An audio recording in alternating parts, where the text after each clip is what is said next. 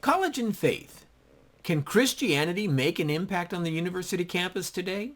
Hi everyone, I'm Lenny Esposito with another Come Let Us Reason Together.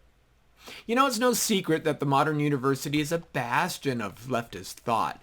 Most staff are deeply secular and left-leaning. Some departments have nearly 100% of their teaching faculty holding leftist views. And institutes of higher education, of course, have really been in the news even as of late, with presidents of Harvard, MIT, and Penn testifying before Congress on their management of student protests that are viewed as anti-Semitic and calls for genocide. Now, these kinds of things have been happening for a while. People have been seeing the slide and the decay of morality on college campuses for some time. And it's all the more depressing when we reflect on the fact that the university system as a whole was really birthed out of Christianity. Matter of fact, many of the institutions that we recognize, such as Harvard, Yale, and Princeton, began their life as seminaries, training people to be pastors to lead others to the faith in Jesus. These institutions play an outsized role in our society, yet they seem to be failing on every front. Can Christianity make a difference on the university campus? How should young Christians approach college life? In today's podcast, we'll discuss just that. This is part of a larger Kirkwood Center podcast series, and I'm joined in this discussion by my Kirkwood fellow, Anthony Costello, as well as Corey Miller, who's the president of Ratio Christi. Ratio Christi being a campus organization that ministers and equips students to understand and defend their faith on college campuses. They're kind of boots on the ground. So Corey's insights are especially unique to this issue, and he can explain the state of higher education today and how his group is making headway. All of this is fascinating and worthy of reflection, so I hope you enjoy today's podcast on this. Come let us reason together.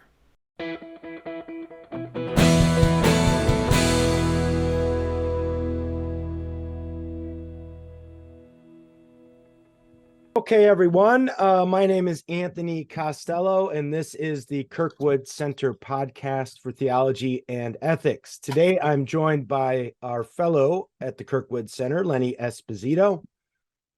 Good morning. Lenny, and our good friend and colleague at Ratio Christi, Dr. Corey Miller. Corey, welcome. Good to see you. Thanks for having me on, gentlemen. This is good to be back with you. Yeah, and we're actually with this new venue. It's my first time.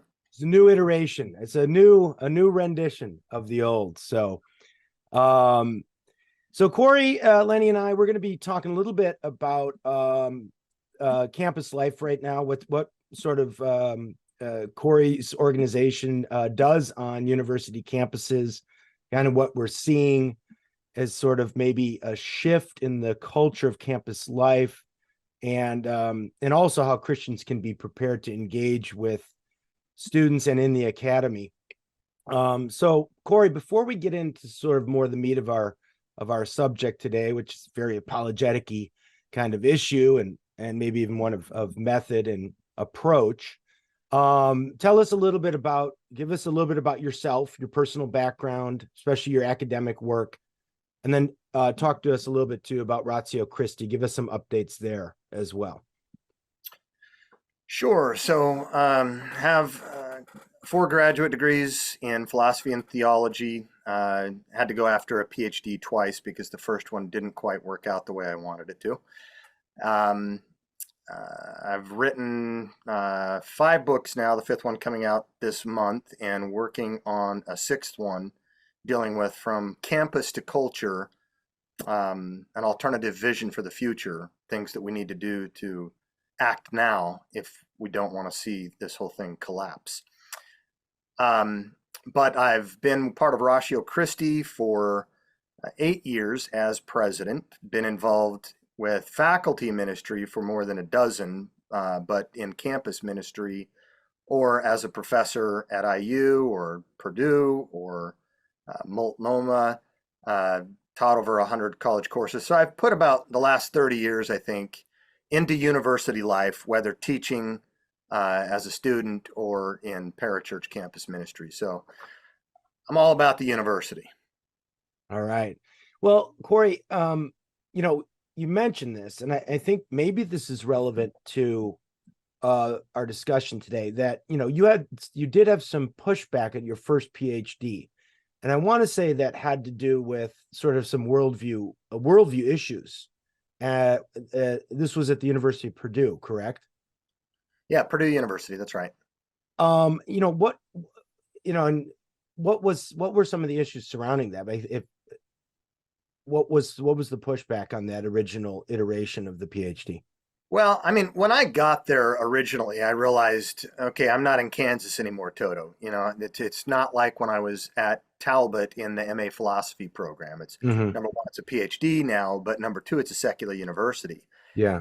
And immediately, 6 weeks into it, I'm getting prank calls at 3 o'clock in the morning mocking me for my faith from colleagues in the department. And then, within a semester, I have a professor of Marxism putting a permanent note in my file that I'm delusional and schizophrenic. And he wasn't psychologically endowed to make that kind of a criticism. But as a good Marxist, we know what Marx says about religious belief, the opium of the masses, delusional, the God delusion, right? Yeah. And so that's what he meant. That paper that he wrote that on, though, was actually one that got published in a journal article, and I gave him a copy of the journal before he retired. Poetic justice. Yeah, but by the end, there was this one professor in particular that I took her courses in Plato and on Aristotle. Good professor as far as those go, but very hostile. And I tried to avoid her. I didn't want to do my dissertation on something that was going to require her to be part of the committee. And so I added Latin, brought in Aquinas, brought in Moses Maimonides, still had Aristotle in there. So, it was about a pagan, a Catholic, and a Jew. Kind of sounds like a bad bar joke, but it's not. And I try to do that to bill myself as a historian of philosophy so that people couldn't question, my bias and allegiance and things like that. But by the time I got there, I had already had people that like her that was kind of gunning for me. She connected well with my advisor. They had done their dissertations together, and many years back, 2 decades back at University of Pittsburgh. And she's an atheist. Her husband's an atheist who hates William Lane Craig. The advisor was a Jewish Maimonidean scholar. And she talked with him. She told me she was going to talk with him. And within the week, he called me or emailed me and gave me a couple of sentences that said, long ago, I told you not to impose this Protestantization of faith on Moses Maimonides, but there it is. So my last piece of advice for you for your career is to find another advisor. Well, what he meant by that is I was doing my dissertation in part on the virtue of faith, looking at the philosophical work that faith does in Aquinas' whole system and in Maimonides' whole system, and how the virtue of faith is functionally analogous to Aristotle's master virtue, phronesis, prudence, practical wisdom. It does the same work in all three of these philosophers' system. And so he didn't like that. It became an exegetical issue. 15 minutes, I proved to him, why couldn't he just let me pass through and get the dissertation going? I was all but dissertation at that time. And it came down to Maimonides doesn't believe faith is a virtue. He does. I've been researching it. He doesn't. He does. And I quoted his magnum opus, and he says, I refer to the virtue of faith, and he cites Genesis 15:6. Abraham believed God, and it was credited to him as righteousness. Oh, okay, well, I'll come back on your committee, but I won't be your advisor. But that's all it took. This was the Jewish advisor. This man was himself Jewish. He was Jewish. Like a believing devout? Probably pantheist or atheist, but that's okay. The majority of Jews today are probably non-theistic. Yeah. In fact, one of the guys who was a prominent co-author of his and whose view I was defending in Haifa, Israel, wrote a book, Must a Jew Believe Anything? And that's a serious question because you'd think monotheism, but no, that's not enough. It's more, they're more aligned by the tradition, solidarity, and persecuted people, and so forth. Yeah. It's cultural. Yeah, that's right. And so I needed another author. And so I thought I'm going to get his co-author, who is a more robust Maimonidean scholar. And I called him in Haifa, Israel, and he said, well, who was your previous advisor? And I told him, and he says, oh, no, I'm not touching it. The community's too small. It's a hot potato. So I couldn't find an advisor for the life of me. And without an advisor, even if you have a full committee, which I did, even this guy came back on board, you can't register for research hours. And without registering after a semester, you're gone. So I had to terminate with a 5-year master's degree there. And I had William Rowe that I learned about at Talbot, as I learned about Nietzsche, and I learned about Aquinas when I was at Talbot. I was one of Rowe's last students before he retired and then died. And he ended up writing for me a letter of recommend that got me into the University of Aberdeen, where I finally completed the PhD. And 2 months later, I was invited by Ratio Christi to be their president, to be their president. So when was all that shaking down, in like the early 2000s or 90s? I don't want to date you. You look like a very young man to me. So it seems like 2004 to 2009 was I was a PhD student at Purdue, teaching at IU at the time. Took a year off to raise support, go on staff at the Faculty Commons to go after professors after what had happened to me.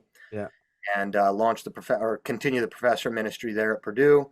Continued to teach at Indiana University, where I taught for over a dozen years. And by 2013 or 14, I remember 14, I finally got the PhD, I think, in December, after defending against the guy who claims in The Guardian, when he was going after J.K. Rowling, to be the only trans philosopher in the UK. He's an Augustine scholar too, by the way. Wow. And a leader in the Church of Scotland. At least he's going after the guy who historically would disagree with him most. He did not. When I defended opponents. Yeah. When I defended the dissertation or the viva over there, he did not like my handling of Aristotle, and he said, "What's the Nicomachean ethics about?" And I said, "Happiness." He goes, "That's right. Then why do you mention God so often and make such a big deal about it?" And I said, because Aristotle uses theos or its cognates twice as much as he uses eudaimonia and its cognates. Aristotle cannot get a system off the ground without God. Mm-hmm. Yeah. Well, that might not shake out well for that philosopher. But we understand. Okay. All right. So you had your own personal journey there in the conflict of worldviews within the academic world. You have been with Ratio Christi now. For how long have you been with Ratio Christi?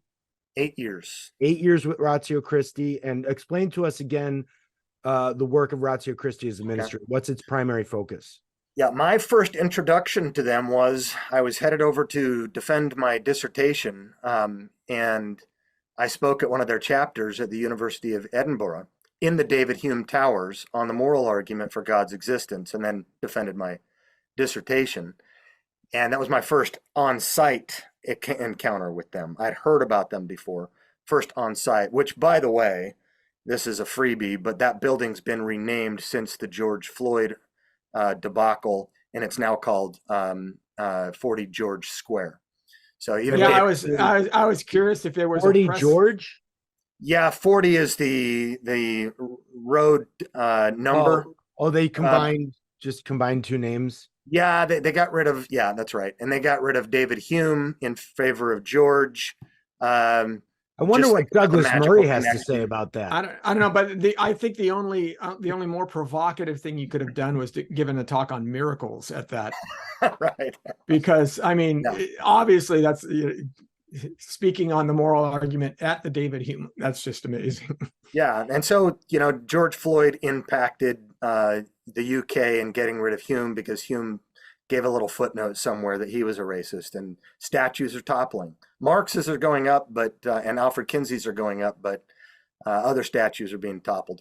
But we want to get back to that. That's kind of indicative of what we're going to get to, right? But so finish off your story of how you got engaged with Ratio Christi what Ratio. Yeah, so Ratio Christi, I saw them. They were new, very in their infancy, I would say. It's still in their diapers. Today, we're now in puberty, in adolescence.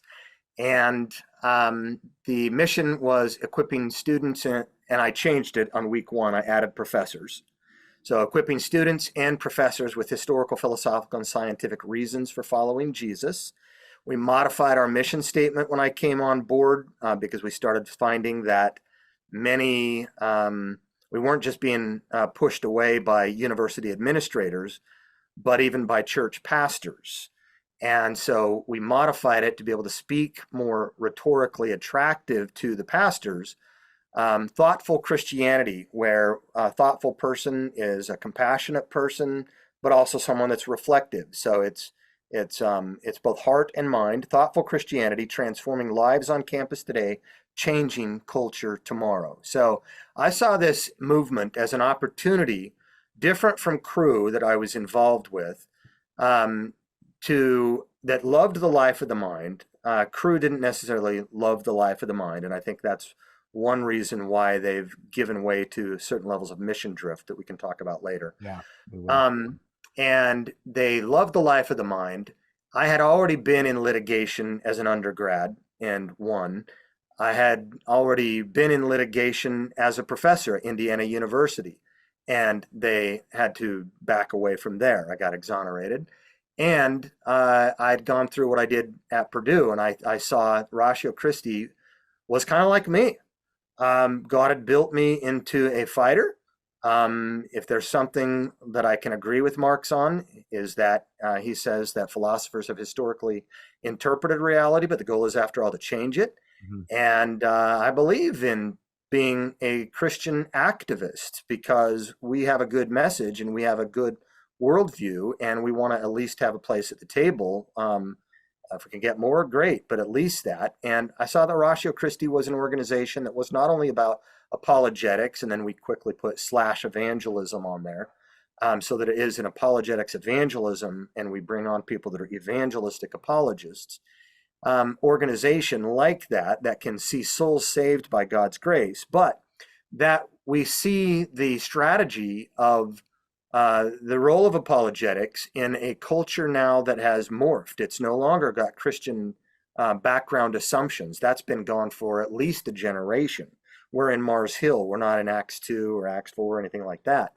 And so they read the culture right on that. The first organization on campus that's apologetics evangelism focused.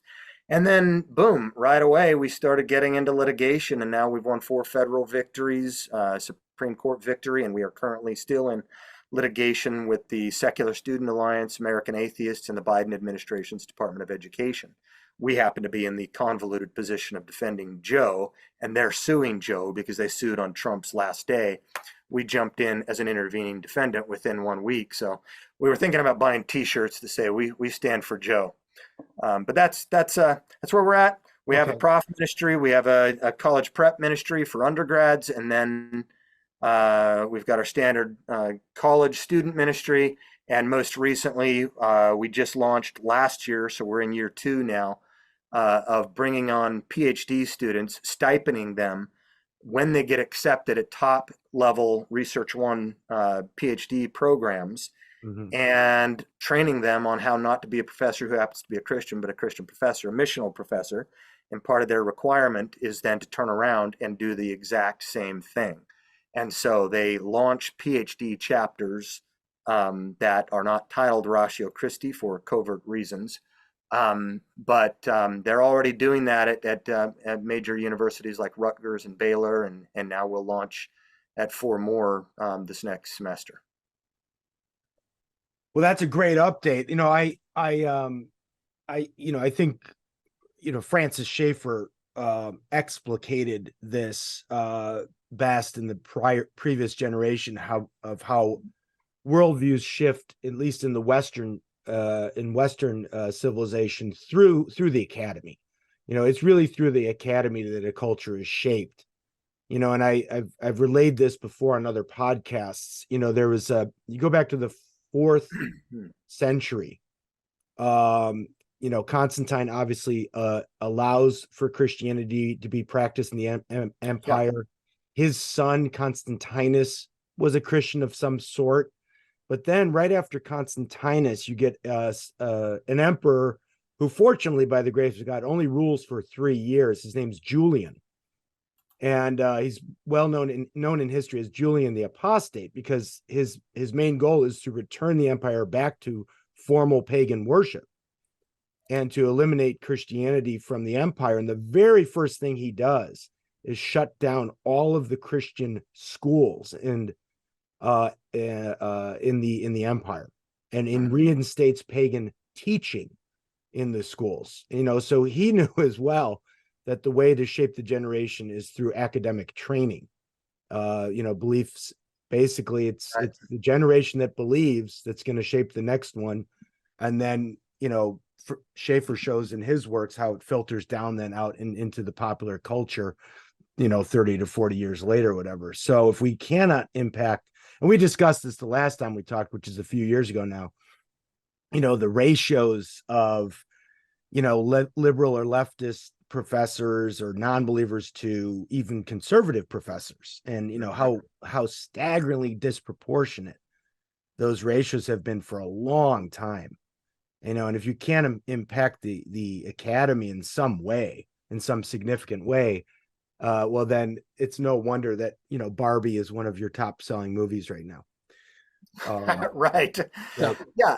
And from what you said there, James Davison Hunter is an American sociologist who wrote the book To Change the World: The Irony, Tragedy, and Possibility of Christianity in the Late Modern World. He makes the point too, because a lot of people say, well, no, the university is not that influential. He says, look, an idea might emerge from the masses, he says. It does not gain traction until it is embraced and propagated by the elites. And so the university philosophizes, and then the media popularizes, and then the government politicizes. That's how it goes. Right. And that's the same Hunter that wrote with Nedeleski, right? The book with Nedeleski, I think, Science and the Good. I mean, maybe. Yeah. But that's a good point, because that's something that Reagan understood. I mean, Reagan, in his Evil Empire speech, he cites Lewis. Where is it in Lewis where Lewis talks about how the wars are not started by the generals on the battlefield, but by the clean shaven, quiet professorial types sitting in their offices, in their dimly lit offices, right, where the ideas are first hatched. I think you can look even at the student body and see this trend. While there's always been a disproportionate number of liberals within the higher academic circles, it hasn't been as disproportionate as we see it now. Obviously, that's increased. But the student body in, say, the 80s and the 90s, there was a fairly balanced number of conservative young people coming into school than there were liberal young people, and that has completely shifted. So what happens in these instances is not only, of course, the high, the most wealthy and the most successful companies will hire people from the most prestigious institutions, and those institutions, of course, set a standard goal. If you hire a vice president of marketing, you're assuming that that person, because of their credentials, has a capability and a knowledge that supersedes your own, even as a CEO in certain instances. Right. And so you trust them. And in the case of Anheuser-Busch, of course, that was a train wreck waiting to happen. But there are 300 others, all the Fortune 500 companies have this issue. But you also train a cadre of educators who not merely replicate themselves at the college level, but they're high school teachers, right? Educational standards. The people who are leading the departments of education in the different states are coming from these Ivy League type institutions, these elite universities, and the standards that they're setting for their high school teachers, for their elementary school teachers, are going to shift the concepts so that you don't even have to hit college yet before you're inculcated with all of this. And I think if you look at the trends, like I said, from the 90s to today, I think you see that very, very clearly. Yeah, and there are people who think, hey, this Bud Light issue, it's an indicator of pushback. Or in the Wall Street Journal recently, it mentioned how corporate America is starting to shed its DIE, die officers. I don't call it Yeah, DEI. die. Yeah, exactly. Yeah, they shed their die officers because after a while, they played the guilt game for a couple of years after 2020, but they've realized, man, this gets expensive and it's like walking on eggshells around the office. But more than anything, they see the Supreme Court issue that was laid out against Harvard and UNC recently, Mhm. that you can't be racist anymore in admissions processes. What? You can't be racist anymore? Well, how's that going to affect everything? Right now, we're already getting rid of the GRE and LSAT and MCAT and SAT and ACT because they're all racist, because they're objective, westernized standards. Well, there is pushback happening, and there's enough people waking up now from, Yeah. from the Peter Boghossians to Bill Maher's to Douglas Murray, all the way in between for a Joe Rogan or a Dave Rubin, Chris Rufo, various people across the spectrum pushing back and doing things, and giving people hope that, hey, this is just a pendulum swing. It's a good thing. We can see hope at the end right now, at the end of the tunnel. And I'm thinking, no, this is short-lived, even though it is pushback. And the reason is because what you bring up there, Lenny, is that so long as the ideology centers are controlled by certain radicals, you will forever, eternally see downstream in culture and then finally in politics the ideas from the universities. And in the book that I'm working on now, I talk about, this is not grandma's America anymore. What just happened? Giving illustrations from the corporate world to the seminaries, to the churches, to, at K through 12 institutes and so forth. And then showing it's the university, stupid.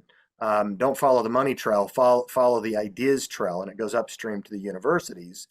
And these ideas in two different revolutions, one overturned what we Christians had founded, Yep. and number two, and it forced us to launch new seminaries, new Christian institutes. And now in phase two, or revolution two, some of revolutionaries number one, the Robespierres, the Richard Dawkins types, are now getting beheaded by their own guillotine system that they had set up. And this new revolution has infiltrated the churches, seminaries, Christian academic societies, campus ministries, all the flora and fauna. And with DEI or DIE officers going into the seminaries as political commissars, Yeah. things are bound to change in those institutions. And so higher ed across the board right now, from secular, scientistic to postmodern cultural Marxist universities, all the way to evangelical ones, are now falling under the spell and having to choose which side they're on, because ideas have consequences and bad ideas have victims. Well spoken, sir. And we had an interview recently that'll go up soon on classical education, which is also an emerging movement, and one definitely worth supporting. And there's been, for the longest time now, especially in apologetic circles, you get the story of, we raised our child evangelical Christian, with good morals and we and in the faith, and then sent off to the university, and they have their first biology class or their first sociology class, and then by the end of freshman year their faith has collapsed. And there might be sometimes part of the sort of life cycle of the believer, that we often have to have certain kind of challenges and experiences that then help us to reinforce our beliefs. But one of the things that then I think has often been said is, well, what we need then is we need to supply parents with apologetics resources so that we can raise the kids with apologetics. And then we have to have alternative means or modes of education. You got to get it, homeschooling and we got to get promote classical education, and that's all good. I'm all for that. But what oftentimes gets missed there is, oh, well, we got to go and retake the institutions. We got to go back and actually fight against the entities and the ideas that have overtaken all of these institutions that the church started to begin with, the Christians started to begin with. We can't just don't give up there. Let's go fight the fight there at the source of evil, if you want to put it that way. Yeah, and you can do both, right? You can. That's right, and we ought to do both. Yeah. A two-front battle. Right. Roger's more recent book, "Live Not by Lies." It follows his Benedict option, which I was like, that stuff is just stuff we should have been doing all along. But the "Live Not by Lies," it's a good book. The subtitle is "A Manual for Christian Dissidents." I call it a manual for defeatist Christian dissidents, because he says we have lost the culture war. It's over. And I'm thinking, no, that's the problem. In the 80s, we were building bunkers underground because of possible nuclear bombs and fallout, and only those who had the bunkers would survive. And Drewer's book is pretty dreary in this sense. Build the bunkers, go down, establish your homeschool Christian, civilization. And when everybody's dead on the surface, then we come back up and start civilization again. He's moved to Hungary now. He's not even living in the United States. And that's where Peter Boghossian's now speaking quite a bit as well. In Hungary? Yeah, and he told me, he says, "I'm surprised you're not there. Isn't that where all conservatives go to speak?" I'm like, yeah, why are you there? But yeah, you're right. But I think this, it comes back to again, the two-front war, because the barbarians are no longer just at the gates, they're in the citadels. And so, as we draw out the evolution of the American university, I think the last time we talked, I hadn't visited all. Now I've visited every one of the colonial schools. I've been to all of them. I've examined their architecture and see the Bible verses on there, look at their mottos. And, for the first relatively 250 years since 1636, they were virtually all Protestant. All presidents were members of the clergy, all taught the capstone class of moral philosophy. Church and chapel attendance were required. Until 1880 to 1930 began the fallout and the loss. And we lost. Two things were happening, because it's happening again today. One was the ideology that had crept in methodological naturalism, scientism, and so forth. But the other was really practical considerations. People wanted to get other education pursuits for economic reasons. And so they had to start adding things to the divinity program and put the divinity program in the back of the acreage, and put engineering out here and math and all other kinds of good things. And then also, as America was growing, populations were morphing, and you couldn't be, a parochial denominational school anymore. You had to be secular, appealing to everybody. That's all fine and dandy, but the ideology centers got taken over from the top.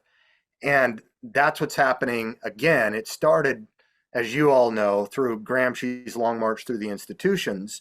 And at that same time in the 1930s, that was going on in the Axis powers of Marxism in Germany and Italy, that morphed, came over here. And by the 60s, they tried to make their move. The New Left didn't really happen. We had the Civil Rights Movement, other things. Martin Luther King was concerned more about the content of character and not skin color. Well, the critical theorists then became critical race theory, launched in a church with stained glass windows, they boast, in 1989 up in Wisconsin. And right around that time, to Lenny's comment, and as people like Steven Pinker note, there was a 2.3 to 1 ratio of liberal to conservative. And over the last 3 decades, that has gone from 12 to 1 to 23 to 1 to 27 to 1. And now the poor liberals are being ousted themselves. But with this new virus has morphed, and it's gone into the Christian church, who, since we excommunicated the head of Christ and retained only the heart and hands of Christ, we weren't prepared for this to come in, and now it's come into our seminaries, and we can go on and we can talk about how this is happening right now at certain key seminaries and their boards and professors and so forth. But it's all around. And so you're right. We need to continue to do what Drew was saying. We need to build the infrastructure with our families as, cell groups that are resistant somehow, have some kind of immunity. But we also need to go after the institutions, because we can't run anywhere. These people are now, they've told us to go into the closets, but they're now coming into our closets as well.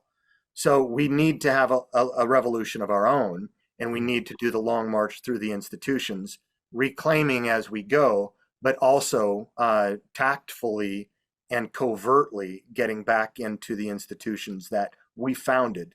It can happen. It's happened already. It's happening a second time. Why can't it happen a third time? Why shouldn't it be us? Let me ask you another question, though, because I think the picture that Tony paints of the homeschool child let loose in the university system, and I don't necessarily think that it's either the biology teacher who sways them. I think that may have been true 10, 20 years ago. They would get rocked by certain scientific theories when people were loath to talk about them. But what I see is going on, especially with undergrads today, is they're more passionate and they're more concerned about social issues, because that's the conversation that's happening in our society. Why is there inequality in these different groups? So they see people as groups, first of all. There's a presupposition there that either racial groups or economic groups or religious, that's somehow an appropriate way to understand people is through their group dynamic. So that's one issue. But when they see that, then they start asking questions, because they hold on to the ethos of we should help all people, we should lift up the underdog. And I think if the church hasn't addressed that part of it, when they hit the sociology or the English literature department, that's when it starts to resonate. So the university's having discussions that the church has never even entered into in those regards. And again, you have to do this through a thoughtful discourse, through reasoning and analyzing. Does this make the most sense? Is this really the way it's going on? But we were talking earlier, nobody in apologetics today, the cutting edge apologetics, it's not about defeating Dawkins anymore. Right. So cultural apologetics is a much more important aspect. And so can you address those issues? Yeah. Part of it is going back to Alan Bloom's book, The Closing of the American Mind. Mark Knowles, The Scandal of the American Mind. Carl Trueman has written What is the Real Scandal recently. But in any case, it's the whole of American society that we've cut off the head and have an anti-intellectualism here now. We're like Rome, which was the Greco-Roman world, helped shape and birth Western civilization, and then ended up with the Colosseum. And that's where we're at now. And the university plays the role of the Greco-Roman world in shaping civilization today. It is Greece and Rome today. And so, recently we did some surveys to get a sense from our staff that are on the field. I mean, Ratio Christi was the first Christian organization in the country that I'm aware of to put anything of substance out on the issue of critical theory, because we could smell it early on. I mean, I had been published, I'd been trained in Marxism, our people are on the secular university campuses. We can see what's coming. I saw this coming in 2004 when I was there, going, oh my gosh, this is how it happens. And one of my classmates now has been, investigated by the Texas Attorney General. I saw this stuff happening way back then, and didn't really know what liberation theology was in seminary. I saw, that sounds bad, but it's not going to affect us very much. It's down in South America. But in our recent surveys, our staff showed that, in terms of the cultural issues, philosophical was about 20 on the surveys, interpersonal was about 12, religious about 15, other about 6. Almost 60% were identity politics and ethics. issues. So yeah, number one, that is the dominant reigning ideology that is and has been in the university ivory towers for some time, and has now effectively filtered out into the flora and fauna of society, which is where Gramsci's note then is now, once you get ensconced to that level, then the war of movement can come and things can begin to topple. And you're seeing it with our brass in the military and law enforcement and things like that now. But the other thing to mitigate this, I think, is this. So I'm not giving up on the go after the Dawkins or the naturalism completely, because Marxism is still naturalism. Dawkins. It's just it's a pillar. It's a pillar. But when you think about philosophy as, what is real? How do I know what is real? How should I then live based on what I know about reality? Most of the world fights on the tip of the iceberg on ethics, and really up at the tip on applied ethics, identity politics, and ethical issues. Politics was always part of ethics until the Enlightenment, when everything had to become a science. And that's when it got its name, political science. But it was never, for 2,500 years, it was always part of ethics. But it's not the tip of the iceberg that sank the Titanic. It's the knowledge systems and views of reality below that sank the Titanic. That stuff is still happening. It's just the masses, what you're seeing on the news and the media and the students at the universities and even the middle schoolers coming home. I mean, heaven's sake, there are more self-identifying trans middle schoolers today than there are middle schoolers. Recent stat out of the Washington Examiner is that 40% of Brown University students, that was my last, by the way, colonial school visit, 40% of Brown University students claim that to be LGBT, proof that it's, social contagion. But these issues now, we have to be aware of these cultural ones, like you say, Lenny.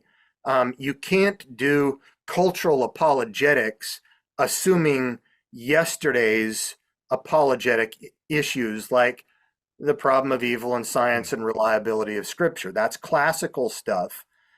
Those are still valuable, but people are asking new questions. It's like cultural apologetics is like systematic theology, whereas biblical theology, the categories never change. They're right there in the text: the branch, the rock, the seed. Systematic theology categories change because you're addressing new issues with the culture.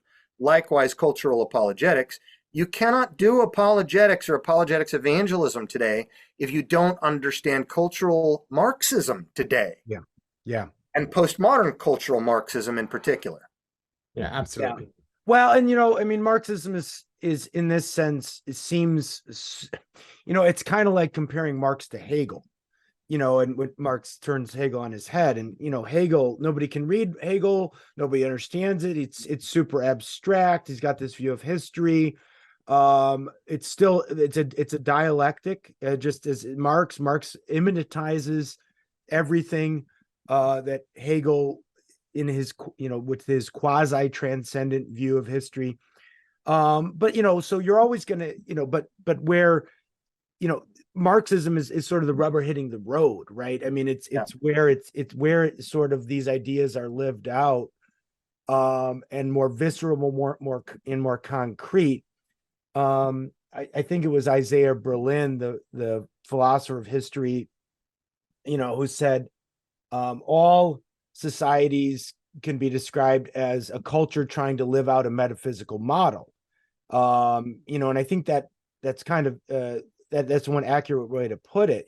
Society, the society's trying to live out a metaphysical model of what it thinks is real, and then you only see the tip of the iceberg of how it actually then works out. Yeah. So we have to be hitting it at both levels. You still are doing the work of a more classical apologetics, dealing with the deep metaphysical epistemological issues, but you also have to have direct engagement, direct action at the level of how it works out, which is in your social ethics. Right. And this is where, like the famous movie right now, Sound of Freedom, right?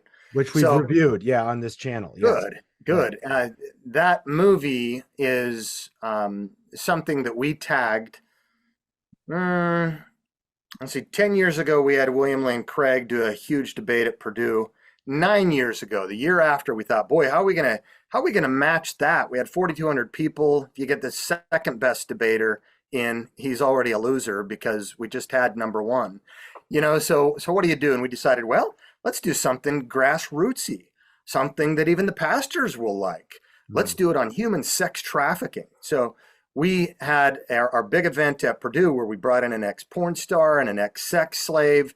We had them tell their stories from slavery to freedom, and what better soil for talking about the gospel than in that context. And they were able to share the gospel because they've earned the right to be heard and everyone else knew it. But then as soon as everyone in the room knew that human sex trafficking was evil, then we brought up Michael Roos, the atheist, with the Christian philosopher from Yale University, and did a debate on God and morality in light of human sex trafficking. So we still went back to the metaphysical grounding, right, for these ethical assumptions that everybody makes. Even today, when we have our certain allies that we need to, FDR and Truman and Churchill had to get together with Stalin because someone worse was in the room at the moment. And so when my friend Peter Boghossian and I make alliances, or start naming people, there's a realignment taking place because of what's happening in the culture. But once that enemy of my enemy is gone, we come back to these other things, the things that Peter Boghossian, that Bill Maher, that Joe Rogan, that now that's always on Fox News and even was a host I saw, Douglas Murray. The things that they want about what made the West best and how we need to go back to this. And Steven Pinker and Peter Boghossian are founding faculty members for the new Austin University launching in August in Texas. They think they can have all this stuff with those foundations. Yeah. And yet it was just 2 months ago, Peter Boghossian finally admitted what I challenged him on when he first asked me for an alliance after he invited me to speak in his atheism seminar at Portland State. I said, okay, we'll create an alliance, but remember, your side was what caused this. And he just admitted this on a podcast, I think 2 months ago, that the new atheism was instrumental in burning to the ground a lot of our foundations in the West. Yeah, and it should have been kind of obvious, to be honest. It should have been. I mean, to the thoughtful, reflective person, it's like, oh, let's just reject the metaphysical basis, any metaphysical basis for knowledge or truth, and we'll just see what happens. We'll be able to rely on love. Goodness, treat your neighbor well. Yeah. Why? Exactly.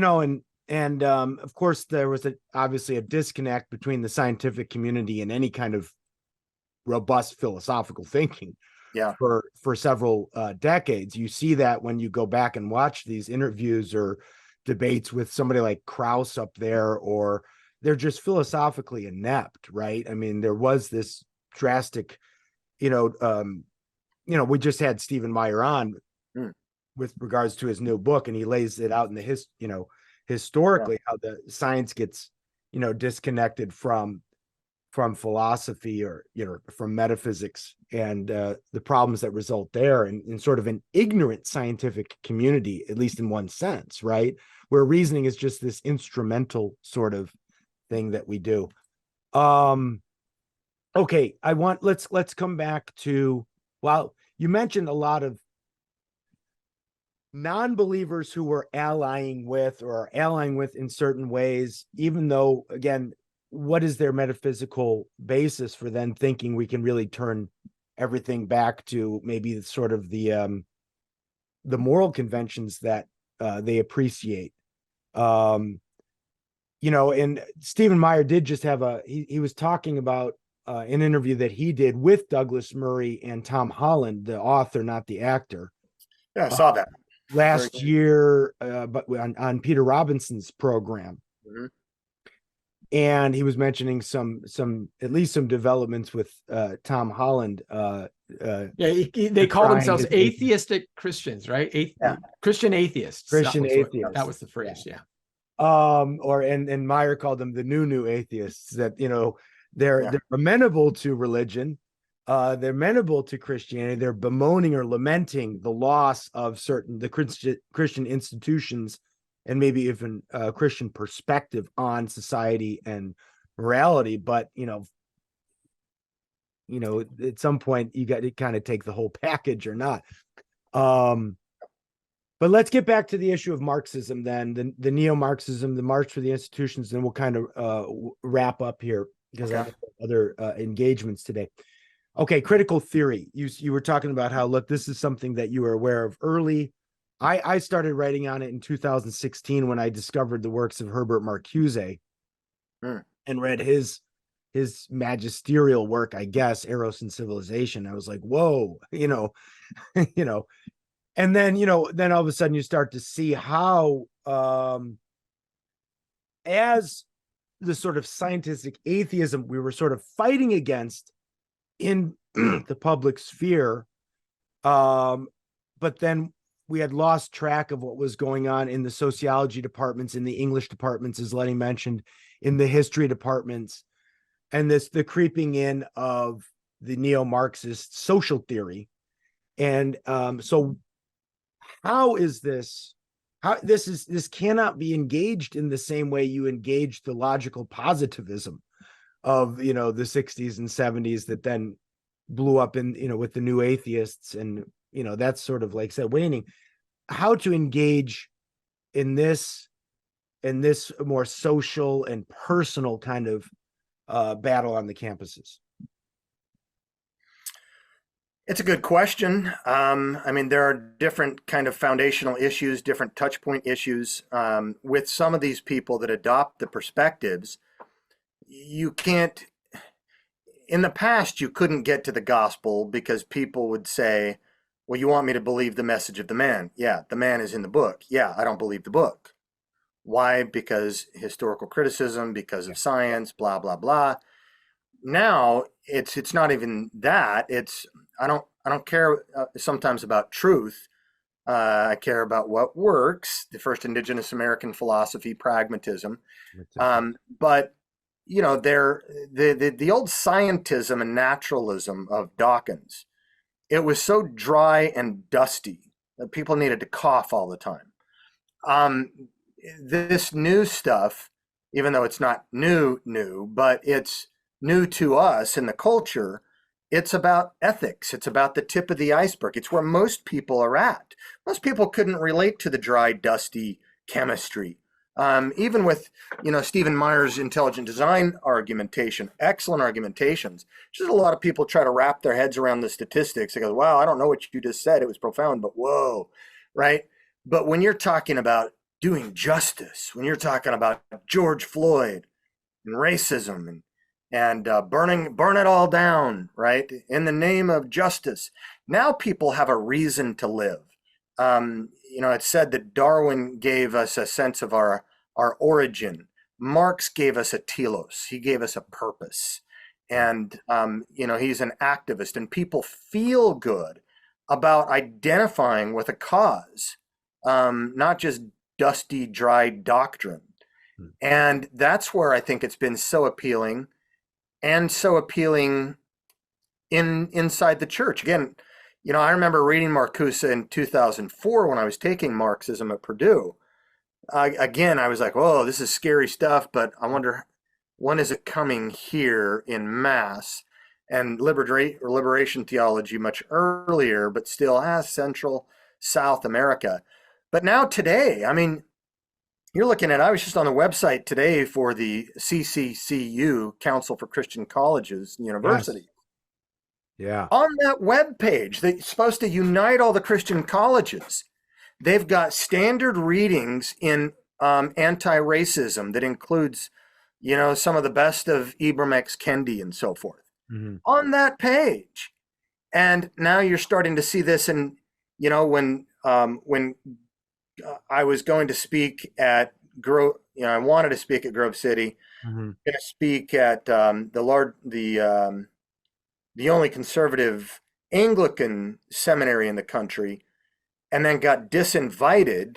I was going to follow Tisby at least one, if not both of those talks, and the dean prayed about it, and God told her that only Tisbe was to come because I lacked the proper skin pigment to be relevant, right?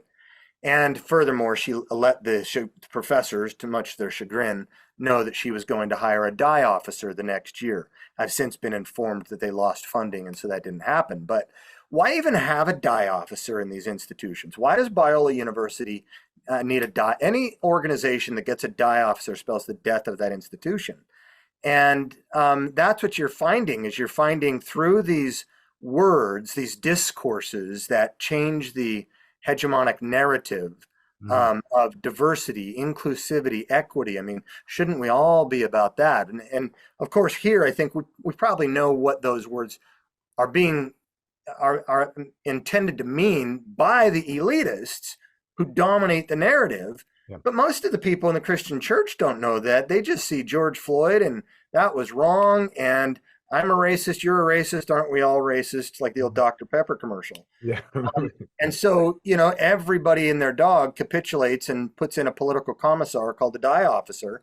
And that starts to change the university. It changes Biola University. You get board members, in these institutions. This is one of our other objectives. You've got someone who's a billionaire there on the Biola board that is a member of the World Economic Forum, that has ties with the Clintons, with the Democratic National Convention, who's been investigated by the FBI, who's given money to RTS, who's, Biola's money was probably, in 2018, 5% came from donors. I think that's the case. Most of it came from tuition dollars and so forth. Fast forward 5 years, 27% of the money is now coming from donors. Who are those donors? And in my industry in support raising, there's the pithy statement, mission drift is but a donor away. And so, the Reality family comes, they graduated from Wheaton, they live in Indonesia. He's one of the donors. There are several woke board members that are there. You control the presidency, the board, the dye officer. Eventually, you start hiring deans into institutions who then hire faculty, and it's just a cascade. You almost go back to the movie Titanic. If you remember that famous scene where the mathematician who engineered the building of the ship said, "We've just the water's come in. It's gone over 1 lock and 2 and 3," and the rich man says, "Titanic can't sink," and he says, "It's made of iron, sir. I assure you it can. It's one thing to go over 1, but over 2, 3, and once 4, it cascades and it's inevitable." Yeah. Some of these institutions that are now Christian institutions, that are not Harvard, but that are Biola, are right at that level where it's going to be irreversible. And so donors need to wake up, parents need to wake up, philanthropists need to wake up and stop giving to institutions that are subverting the founders and the foundations of those institutions. Can I ask you a secondary question on all of this? Because we talked about the formation of these ideas, and I've always thought that critical theory is a pseudo worldview, in that it doesn't actually answer all of the questions of a fully fledged worldview. One of the biggest holes I've seen in critical theory was a little bit in the fact that even though Marxism may be a telos, it actually doesn't provide a telos. It provides just an end dream. But it lacks a way of getting, right? Imagine. Yeah, it lacks a way of getting there. Yeah, it's imagine. Yeah. It's exactly what it is. It's imagine. So can't we, one of my questions would be to people is like, and then what? How does that, eliminate all of the testing? Say that those people who are black and brown skinned have a story that we can't penetrate and can't understand because we haven't lived their life experience. Where does that bring us? Where does that take? What's the next step? What does utopia look like? Yeah. And how do we get from here to there? How do you, the problem with economics Marxism was Marx never counted on the bourgeoisie. He never counted on the middle class. If it was still feudal lords and serfs, and then there was an overthrow for equality, that kind of thing, yeah, you may have gotten that. But there was this third thing that came in that showed that his whole philosophy kind of broke down. And I think with critical theory, we've got that same thing. It's easy to criticize the person who burned the cake. It's a much harder thing to make a cake from scratch yourself. So how do you make the cake? Yeah, I think that was Roger Scruton. People would say the philosopher of conservatism, the late philosopher of conservatism, said conservatism, to conserve things is arduous. It's very difficult. To destroy them is easy. Burn it all down. Well, and Marx, I mean, wasn't that was the Marxism, as everything that came before must die, right? I mean, isn't that right? That's what critical theory is trading on. I mean, yeah. So, I mean, another book there, I think Alistair McIntyre wrote this while he was still a socialist of some sort. It was before After Virtue. He wrote a book called Marxism and Christianity. It's a short book. I always recommend it. I've got that. Yeah. And it's well worth the read because, yeah, I mean, he says it's like, you know, kind of like what the Marxist assumes utopia will be like. Well, as Nancy Pelosi famously said, well, you have to read the bill, or we have to get there before we have to pass the bill before we know what's in it or something. There is no, it is just, it's an imagined immanentized eschatology, right? I mean, that's another way of putting it. I think that's actually in the Catholic Catechism in the section on Marxism, that Marxism is eschatology immanentized. You know, my former classmate, one of them that I mentioned, not the one who was prank calling me, that was his roommate, but another one who used to dress in all black, you know, wear a little bit of eyeliner, had the knuckles and so forth. Yeah. He was a radical. I knew it from the beginning. He's since written 4 books on anarchy, but he got tenure in Texas, and you know, he cleaned up nicely to go on the job interview. We had a U.S. president that did that as well. And one of the things that really got him in trouble was that he put on his Facebook page, first of all, he had Antifa flag on there, and he would refer to everyone as comrade. He said, "I want the world to burn until the last cop is strangled with the intestines of the last capitalist, who is strangled in turn with the intestines of the last politician." Now, when people saw that, oh my gosh, the university was embarrassed, but what to do?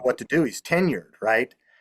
And he tried to make light of it and saying, I'm just doing a quote from Diderot in relation to the French Revolution, which both Marx and Lenin absolutely loved. They were orgasmic over the French Revolution. He said, men will never be free until the last king is strangled with the entrails of the last priest. Well, Marx and Lenin loved that, right? This guy loved that. Now, you may clean up nicely for the job interviews, but a Marxist is a Marxist is a Marxist. And at the end of the day, these people are playing for keeps. They will destroy you. It's not like the old atheism that just ridiculed you. These guys want to burn it all down. And yeah, then what? Well, then what? It's utopia. But right now, when we're on the verge of, you know, the dictatorship of the proletariat, workers of the world unite, comrades, you need to have a little dictatorship because, I mean, you got to transition us to full communism, to you know, the utopic dream.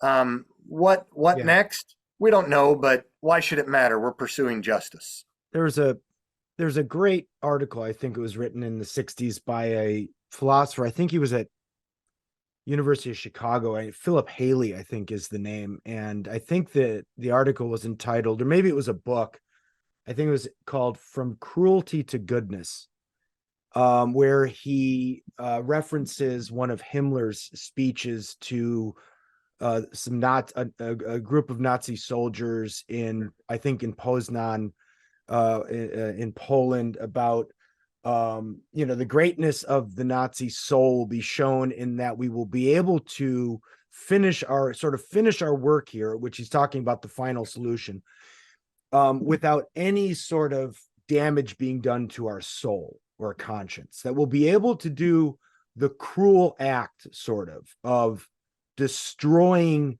other human beings, because obviously, you know, soldiers who are carrying out this act on the Eastern Front of killing Poles and Jews and everything, they have consciences still. They're going schizophrenic, right? And he wants to say the greatness will be in of the Nazi program will be that we will be able to do this cruel act without any damage to our souls. In other words, you'll be able to ruthlessly eliminate another human being or X number of them, because the program, the project is what really matters at the end of the day. And, this is the heart of evil, right? It's like the individual person can just be sacrificed for the sake of the idea. The idea becomes predominant, and the individual is just a number at the end of the day. And you have to live. I mean, we're living with that. We are not learning from history. And this is where critical theory ultimately, I think, is just going to end in another, if taken to its logical extent, it ends in another absolute bloodbath for humanity. Yeah, I mean, just let's face it, to get an omelet, you have to break an egg. Yeah. Take one for the team, right? And so you have the Jewish person we talked earlier about, whether you need to be a theist or an atheist or a pantheist, or whether any belief at all matters to define your Judaism. But Yuval Harari, who wrote the book Sapiens, part of the, WEF, he said in this book, according to the science of biology, people were not created, they have evolved. And they certainly did not evolve to be equal. The idea of equality is inextricably intertwined with the idea of creation. The Americans got the idea of equality from Christianity, which argues that every person has a divinely created soul, and that all souls are equal before God. However, if we do not believe in the Christian myths about God, creation, souls, what does it mean that people are equal? Evolution is based on differences. There are no such things as rights in biology. There is no such thing as liberty in biology. Yeah, that's right. Now, here's an interesting point. Which is just Nietzsche saying Nietzsche. Yeah. Basically. Yeah, it's Nietzsche. Yeah. But here's the difference. So let me draw this out. The first thing that I notice is all of these guys, even your anarchist friend, doesn't want anarchy, say, in regards to the residuals for his books.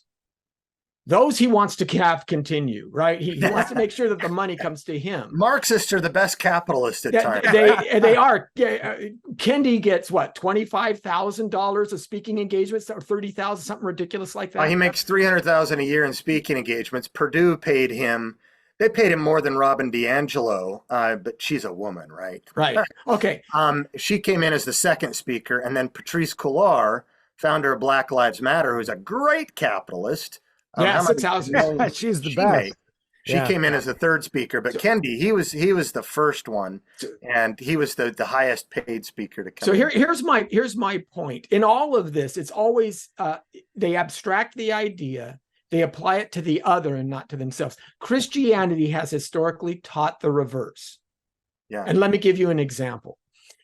We talked about Constantine. Christianity becomes the de facto understood faith of the Roman Empire. Yeah, Julian tries to switch that, but for 75 years after Constantine, Christianity is growing and thriving. And by the beginning of the 5th century, it is emerging as the primary religious belief system.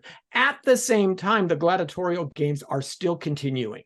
People are still slaughtering each other for public sport until a man from the East, Telemachus, jumps into one of the rings and says, these people are made in the image of God, this shall not be. Now, what happens to him? Does everybody say, oh, you're right, we're Christians? No. They say, hey, you're interrupting our sporting events. Our games. And they killed him. But within a year. What was his name? Telemachus. Saint Telemachus. So the 404 AD, within a year, the scandal that a bishop of the church, a holy man of God, was slain for his religious convictions spread so far and wide that I think the emperor was Honorius, I think, stopped the gladiatorial games, made them illegal throughout the empire. Christianity has always been self-sacrificial because that's who our savior was. And that's why martyrdom was considered to be a high honor. And that's what actually caused Christianity to grow. So here is a radical difference between Marxism, between critical theory, and between Christianity. Christianity says, yeah, you take one for the team, but you are the one who takes one for the team. And that's said. what love is. Yeah. And that's a message that will resonate. It was in the plague of the 160s when there was the Roman Empire was suffering. All of the, and Rodney Stark talks about this in his book, all of the aristocracy of Rome were fleeing to the hillsides, getting away. But the Christians, they were passing on the road because the Christians were coming into the city in order to nurse the sick and the poor. And Stark says that, yeah, of course, Christians caught the plague and died. That's what happens when this kind of thing happens. But the ones who survived and the patients, the Romans that they nursed, even though they were pagans, who survived, came out of it, and two things happened. There were a whole lot more Christians now because those guys converted right away. They looked around and said, hey, look, even my family left me on my deathbed. It was the Christians who came in. And now you have immunities. And Stark believes that that's one of the reasons why in the 3rd century Christianity really started to blow up. It's because of these kinds of approaches that show the heart of the Messiah. And that, again, it's a drastic difference. Lenny, it is exactly that difference that when Marxism and neo-Marxism seeps into our seminaries and churches, then it's no longer about how can I self-sacrifice for the sake of my community, my country. It's how can I take other people out so that we can rearrange the power structures, often arbitrarily, right? And it becomes about just redistributing power where you're not, it's not about self-sacrifice. It's about attacking others and taking them down. So it's destruction versus construction. It's attack versus self. There was a documentary called By What Standard? We've talked about this. So this is the Southern Baptist Convention. It's you can find it on YouTube. Peter Boghossian and James Lindsay pull some of the heads of the Southern Baptist Convention, and they say, Boghossian says, if I were going to design a plan to bring the whole thing down, all of Christendom, how would I do it? I'd make them woke. It'll eat itself from the inside. Yeah. I mean, that's, here are two atheists whose prior life's goal was to defeat Christianity on the campus. I mean, that was what they would do. And they're giving them advice, said, look, you guys have a bigger problem. Yeah, James Lindsay was instrumental, I think, in turning Al Mohler around when Mohler invited him onto the podcast. Yes, he had him on the ironically, recently, so Neil Shenvi's book is coming out. It's going to be excellent. I was invited to provide an endorsement, along with about 24 other people, one of them being Peter Boghossian. Well, so there is a great realignment happening, and we'll take what we can get because there is something worse in the area that's seeking to subvert the entire basis for the free thinking world, the opportunity to debate, because debate is hate. But you guys know all this. Well, and I'll put one little point, since this is going to be part of the booklet that I write for you guys on paganism, but this is also, I think, something that we're seeing emerging in our discussion with Owen Anderson a few weeks ago at ASU. And some of the emerging neo-pagan practices and beliefs that are happening on campus. There's a correlation, I think, to be made between critical theory and the rise of what we would call the reemergence of folk religion. Yeah. Pre-Christian folk religion. And a lot of this has to do with more the anti-colonialism strain of critical theory, which is a big part of critical theory. Yeah. And Christopher Rufo, you mentioned earlier, has written about this, and sort of a return. This is not just sort of 19th century Wicca. This is like an actual return to pre-Christian, pre-colonial folk religious practices, where you are invoking the names of Native American gods or Aztec gods in the schools. You're praying to the goddesses, right? And I think we have one thing to be point out is how critical theory, nobody's going to stay atheist unless, you might get the average, the anomaly who stays the rigid materialist. Yeah. But culture by and large is going to go in a spiritual and religious direction. It's just a question of which way. And I think we got a emerging neo-paganism on our hands that critical theory now, if sort of the scientific materialism laid the seedbed for critical theory in neo-Marxism to explode and take root, neo-Marxism is providing the seabed for a return to pagan religion. Yeah, and that's Boghossian's admission in his podcast about 2 months ago was that, within neo-atheism, we knew that we would be eroding the field while destroying God. We didn't know what gods were going to emerge in its place, and it turns out they're worse. Right, and that goes back to good old Chesterton's old phrase: when man stops worshiping, God doesn't stop he doesn't stop believing. He'll believe in anything. And some of those anythings are going to be actual spiritual beings. All right, Corey, let's wrap it up then. You kind of started going in this direction. Give us you're going to go, hypothetically, you're going to go talk to a church. You're going to talk to a group of 30 and under. Okay. Give them what do you see that is a positive turn? Where is the hope right now that you see some movement that you would want to convey to a younger audience first, and then I want to ask the same question of what you convey to an older audience.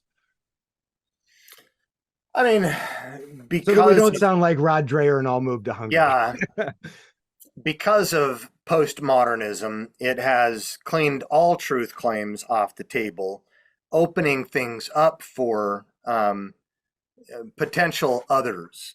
But those others are everybody except for the dominant oppressor class. So that doesn't do us a whole lot of good at this point.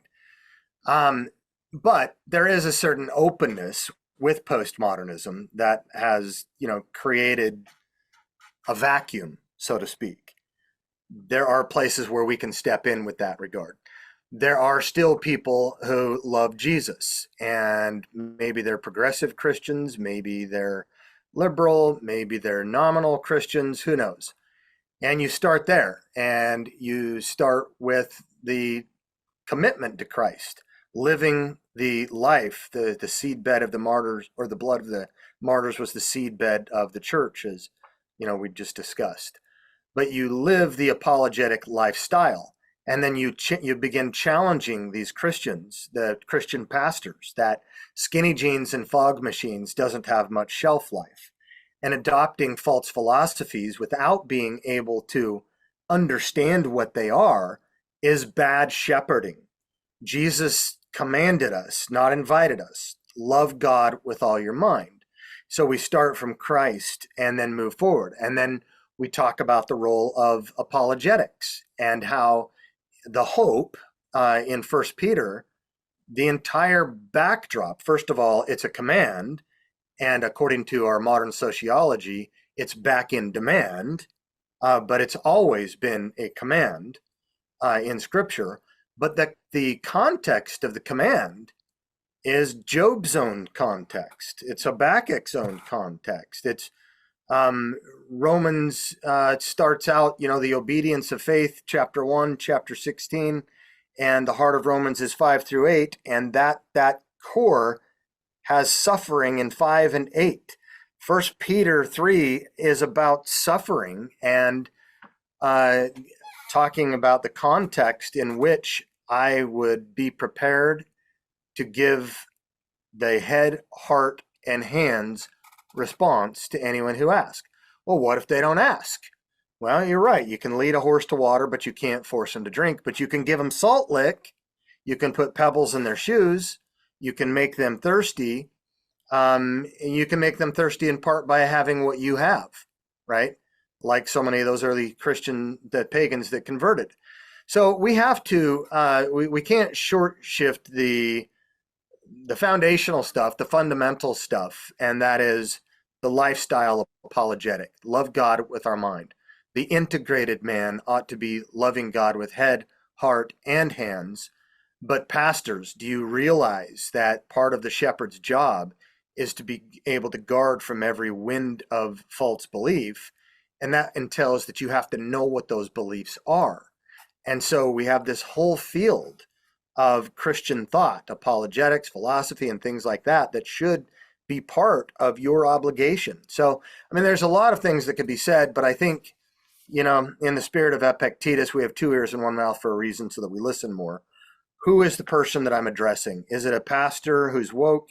Is it a pastor who just doesn't love God with his mind? Is it a student who's got a lot of potential and people in the congregation, you need to do the end run around the pastor?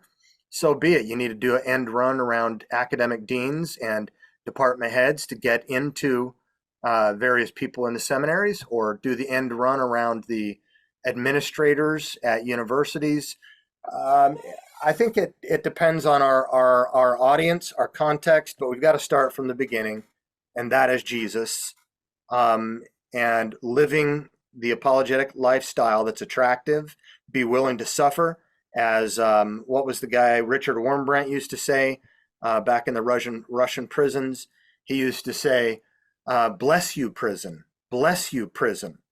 It really reminds me of when I was, in boot camp.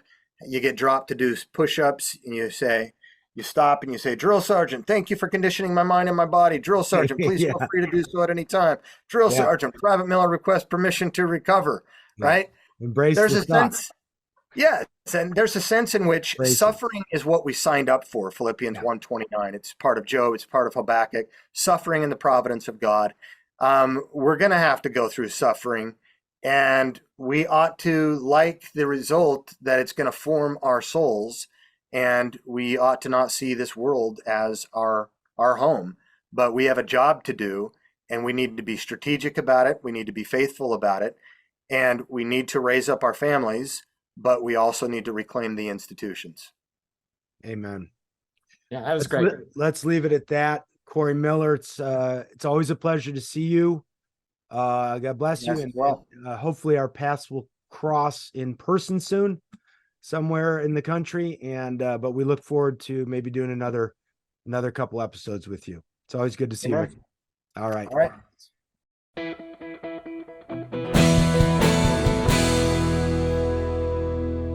Thank you for watching this Come Reason video. I hope you enjoyed it. If you'd like to see more videos like these, consider subscribing to our Come Reason YouTube channel by clicking on the subscribe button. And you can follow us on social media. Lastly, if you'd like to help keep these kinds of videos free, consider providing a donation by clicking on the donation button beside me. Thank you.